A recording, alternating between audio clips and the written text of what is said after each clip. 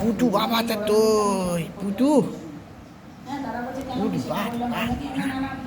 মুখটা দেখো শালা কামড়াবি আমরা আমার পুটু সোনা কই পুটু সোনা কই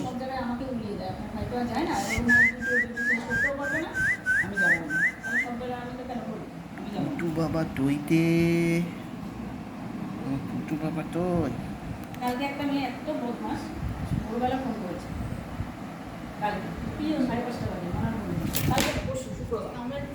না উড়ে আসছে এবার ফোন করেছে চালাকিটা তোমার অনেক বেড়েছে আমি বুঝতে পেরেছি হ্যাঁ এখন না 5:30 বাজে